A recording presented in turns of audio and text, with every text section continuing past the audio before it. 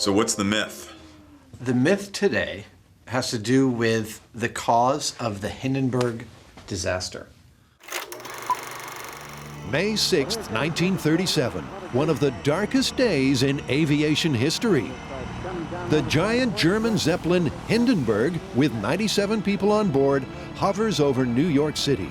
That evening, as it comes into land at Lakehurst Naval Air Station, the airship suddenly bursts into flames. Oh, the humanity and all the plans that 36 people die in the inferno. History's largest airship is reduced to ashes in just 34 seconds. And an unforgettable image is burned into the memory. Doesn't everybody know that that was caused by the hydrogen, which is the reason they don't fill blimps with hydrogen anymore? Not according to our myth. Our myth states that the cause of the Hindenburg disaster was its skin, specifically the dope and paint on its skin. This myth is not just wild internet speculation. The incendiary paint theory was actually put forward by a retired NASA scientist, Dr. Addison Bain. After studying fragments of the Hindenburg's hull, Bain cleared hydrogen as the cause of the blaze, blaming instead the airship's metal-based paint. It's a myth Adam and Jamie were born to bust.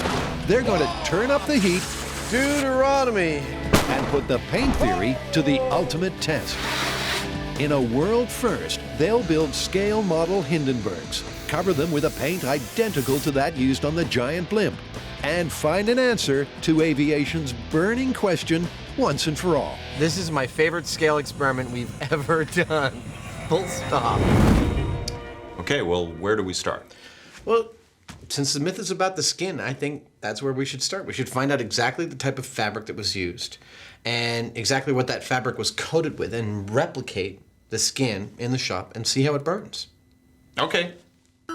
The Hindenburg skin was 100% cotton, treated with a kind of paint, or dope as it's known in the trade, which made the fabric taut and waterproof. The dope's ingredients included aluminum powder and iron oxide. Put them together, and they produce an extraordinarily explosive substance called thermite. Adam's keen to demonstrate.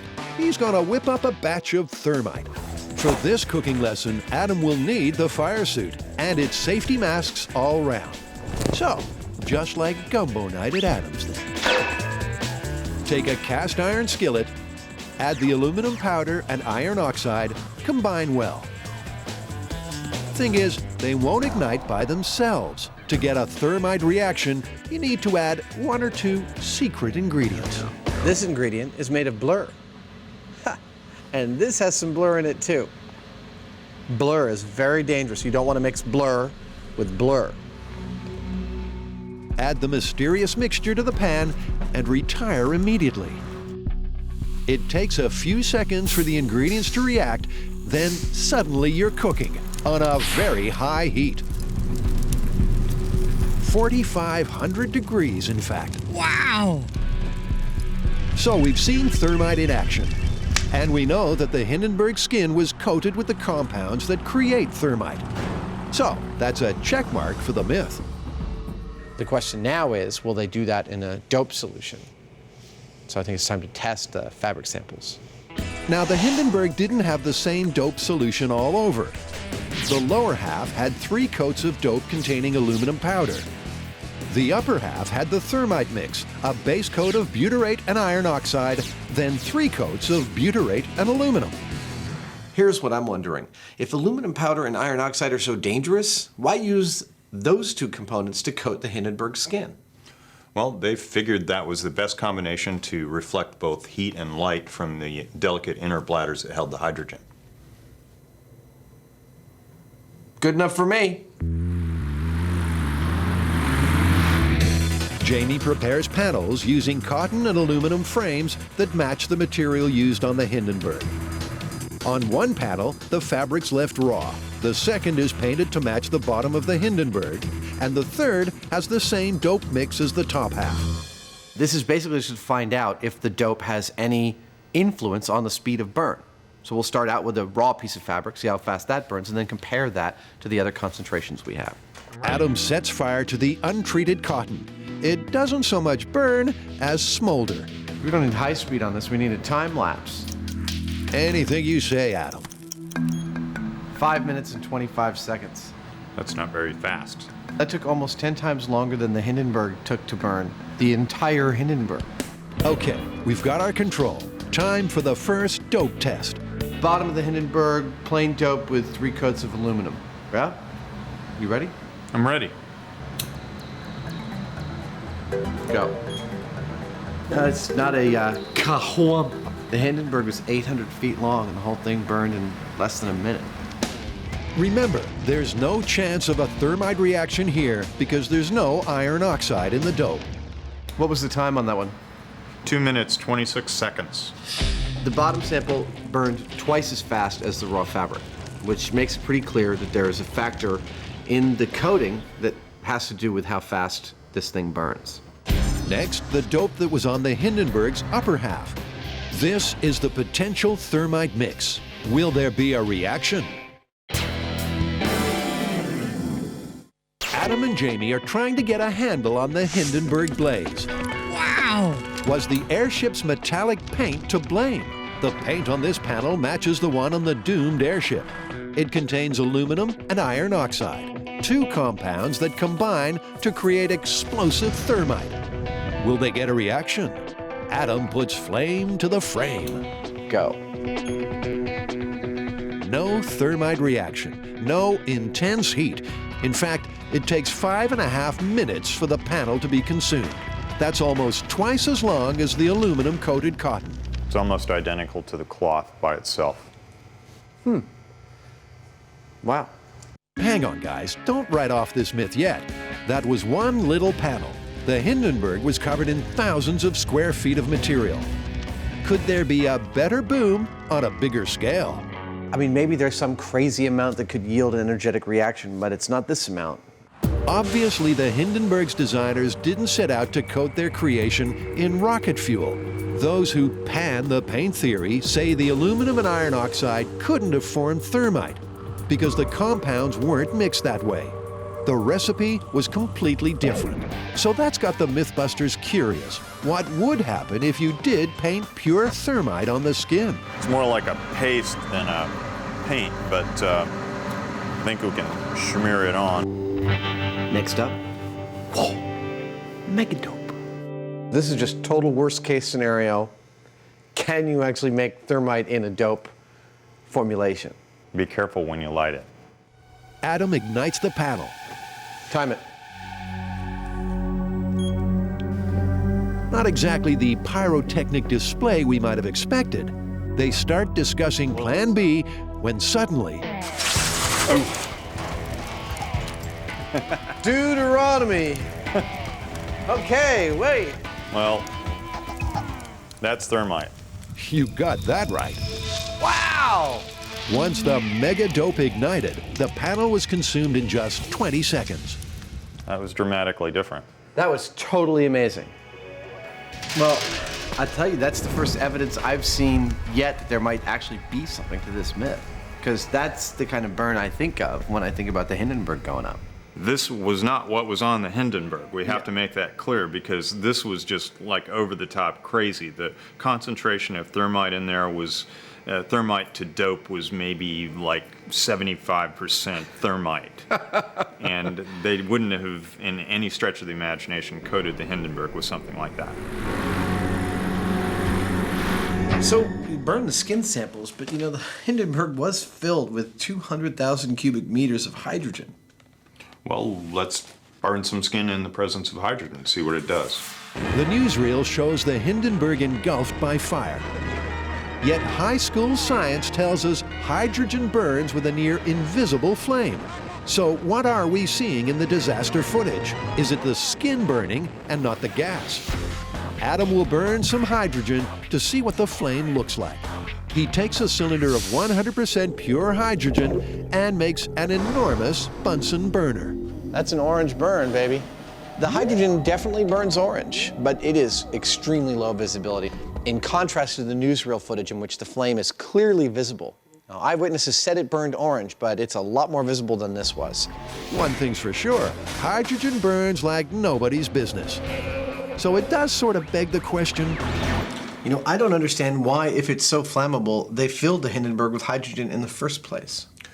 Well, the Hindenburg was originally intended to be filled with helium, but a United States military embargo against the Germans and selling them helium caused the Germans to re-engineer the Hindenburg to use hydrogen instead. And in any case, it gave more lift. Okay, so what do we do now? The Hindenburg was filled with 200,000 cubic feet of hydrogen, which burns like this. That's an orange burn, baby. And its skin was covered in chemicals which, in the correct concentrations, burn like this. Deuteronomy. Wow. So what happens when gas and skin burn together? To find out, Adam builds a box and stretches some fabric over the top. The dope-covered fabric that I've got covering this box for this test represents the top half of the Hindenburg. It is a layer of butyrate dope and iron oxide covered with 3 layers of butyrate dope and aluminum powder. Ladies and germs, here we go. Hydrogen is pumped into the box, and Adam introduces a naked flame. Whoa! Okay. Is everybody okay? Fresh underwear for Mr. Savage, please. Because the volume of gas inside the box was only small, the reaction was quick and violent. To have skin and gas actually burn rather than go bang, the hydrogen will have to be diffused over a larger area. We want a slow burn. We want to see the fabric burning with the hydrogen. We don't just want an explosion here.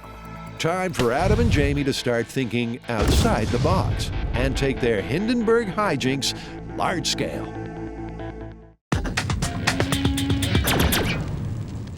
Why did the Hindenburg burn? Former NASA scientist Dr. Addison Bain sparked controversy by claiming that it was the metal paint on the Hindenburg's hull that caught fire, not hydrogen.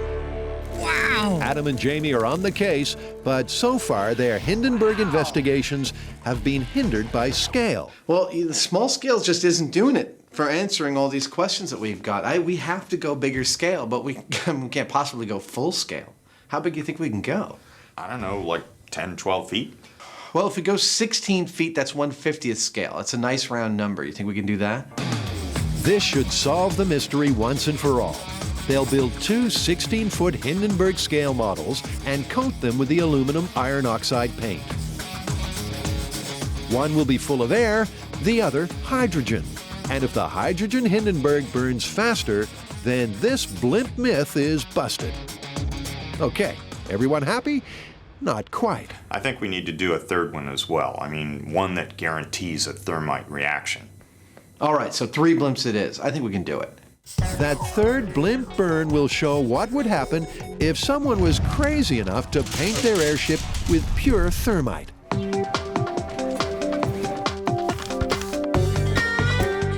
To help with the build, Adam unearthed some blueprints of the real Hindenburg. To match the original airship, the replicas will need aluminum frames, so Jamie's off to get wired. We've come to a wire stock place, and they have just about every kind of gauge of steel wire that we need. I'm going to buy some. The wire will have to be thin to keep the models lightweight, yet strong enough to prevent buckling. The last thing they want is a limp blimp. I've picked a wire gauge that is, I think, just thick enough for us to weld, and otherwise the frame, when we're done with it, may only weigh maybe 10 or 15 pounds. Back at Hindenburg headquarters, Adam and myth-turned Jess Nelson are hard at work. Behind me here, this fishbone is the guide backbone for all the concentric rings that make up the body of the Hindenburg. And then we will, once we have that laid out with all the rings on it, we will go in and weld all the long struts, and then we'll do it again. And then when we're done with that, we'll do it again. Sure, it's a big task, Adam, but spare a thought for the guys who built the original. Work on the Hindenburg started in 1931 and took 5 years to complete. The result was a mind-boggling feat of engineering. The Hindenburg was longer than 3 737s, 15 stories high, and could store 7 million cubic feet of lifting gas. The Hindenburg's designers also included a smoking room, fireproofed, of course.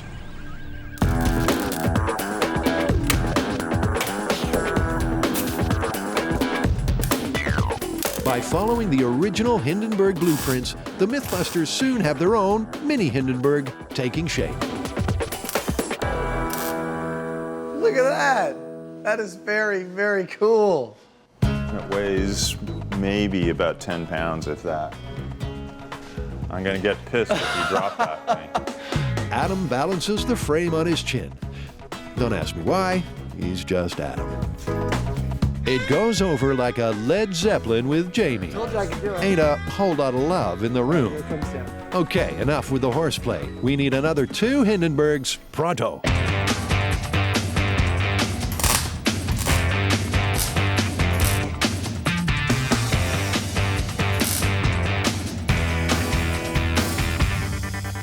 You want 3 Zeppelins in a day? We'll give you 3 Zeppelins in a day.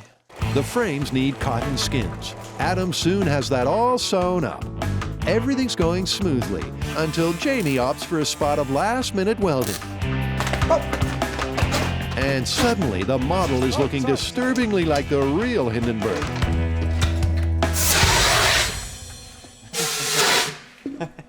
These things are always catching on fire. That is the textbook definition of irony, kids. The last thing they have to do is apply the dope, and the models are complete. Now, the MythBusters are ready to crack this case once and for all. Next up on Discovery, the world's deadliest piñata.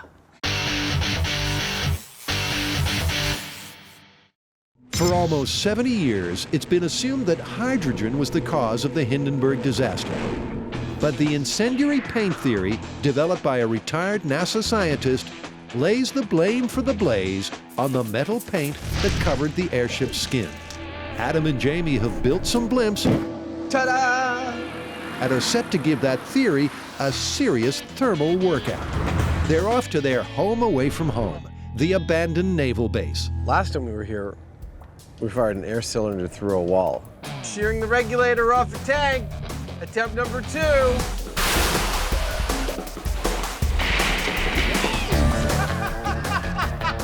Oh, God. That wasn't bad, but now we're gonna blow up some Zeppelins. As Tarantino might say, bring out the blimp. At 16 feet long, the Zeppelin is 1/50th scale. It's not been designed to get airborne, so it'll have to hang suspended. We got these figures from a train set. These are 1/50th scale. Check these guys out. That's how big an actual person would have been with the Hindenburg. This thing was massive.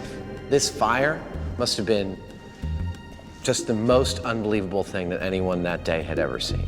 The myth says that the destruction of the Hindenburg was because of the skin and not because of the hydrogen. The blimp skin matches the Hindenburg's exactly, right down to the dope formula painted on its surface. The first test is just the blimp without any gas, no hydrogen, and we're just going to burn the skin and see what that does. The room will be a strict no-go zone during the test. Adam and Jamie will watch a live feed of the action outside. To set fire to the blimp remotely, Jamie rigs a blowtorch on a stand. This is a test number 1. Period, correct skin, no gas. Ignite when you're ready. Time to put a blowtorch to the belly of this 70-year-old myth. That looks good. You're right on target. It's going. That was quick. A thermal imaging camera will show the path of the fire as it rages through the blimp. The Hindenburg burned in 34 seconds. For the myth to be plausible, this Hindenburg has to be consumed in a similar time. I'm seeing little thermite sparkers. Like little. But yeah, we're already at 1 minute, 10 seconds.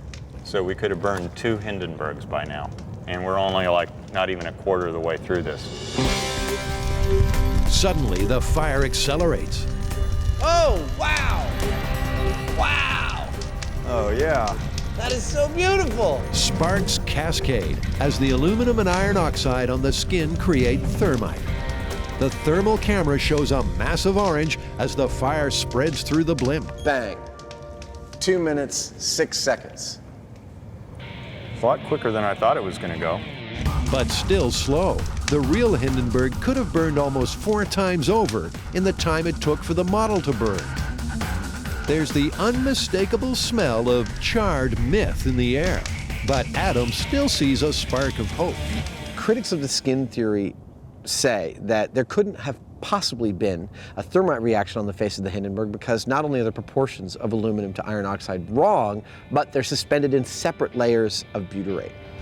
The fact that we saw a thermite reaction in this test tells me that while that doesn't prove the myth is true, it tells me the critics aren't entirely right. On to Hindenburg burn number 2. This Zeppelin will be filled with hydrogen. Now, just pumping the blimp full of gas and lighting it won't work.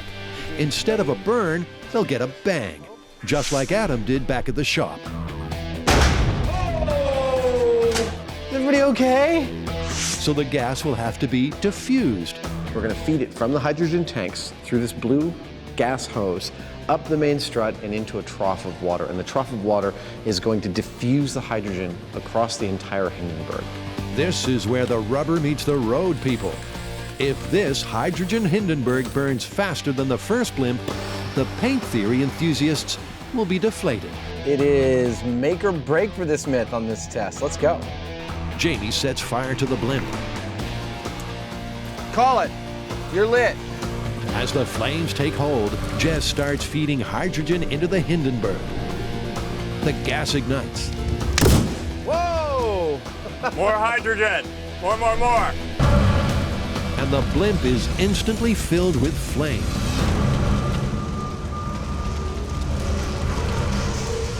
Wow.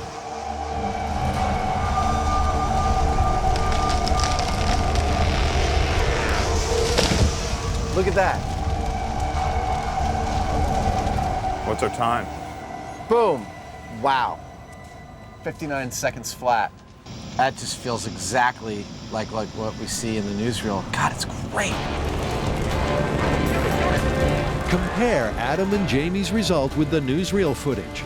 They're remarkably similar. This is my favorite scale experiment we've ever done. Full stop. The burn times tell the story. The period skin plus the hydrogen burned twice as fast as the period skin without the hydrogen. It doesn't get much more definitive than that kind of result. The metal compounds on the skin undoubtedly played a role in the Hindenburg tragedy. But to say the hydrogen had no effect, well, that's a lot of hot air. If I was the narrator of a different kind of show rather than the host of this one, I might say something like this. Like any catastrophe of this magnitude, a number of elements contributed to the totality of the failure on that fateful day in 1937. Now that's writing. No, Adam, that's gibberish. Okay, well, at the outset of this, we said for this myth to be true, both burn times with and without hydrogen had to be the same, and they weren't. With hydrogen, this thing burned up twice as fast. It's busted. Yeah, but you know, the skin actually did have a fair amount to do with this. We saw that it does burn aggressively, and it was clearly a part of what was going on here. We even saw little bitty thermite reactions, which tells us that, like any good myth, there is a grain of truth to the fact that the skin had something to do with thermite. But in the end, it was the hydrogen plus the skin. Yep, We're calling this one busted. busted.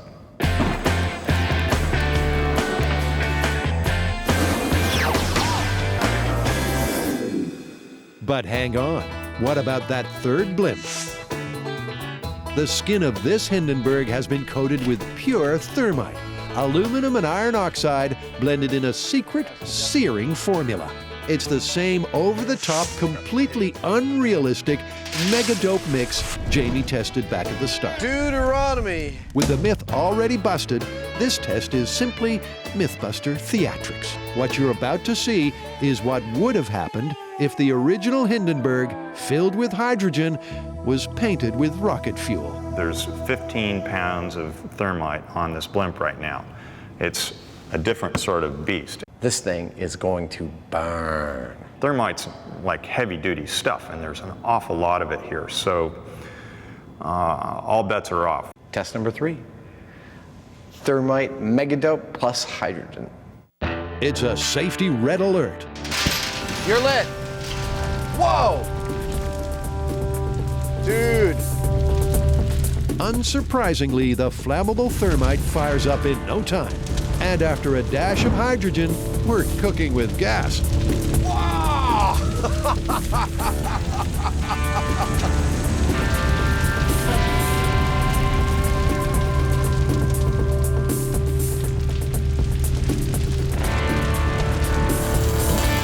Heinemann's Hindenburg is history. We gotta call that. Boom! 30 seconds flat.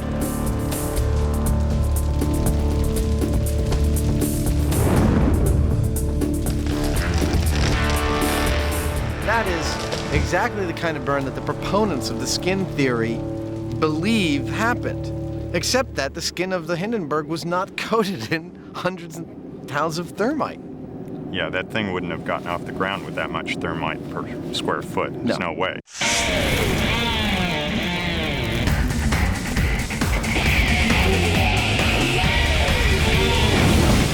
Our work here is definitively done. I love the smell of thermite in the afternoon.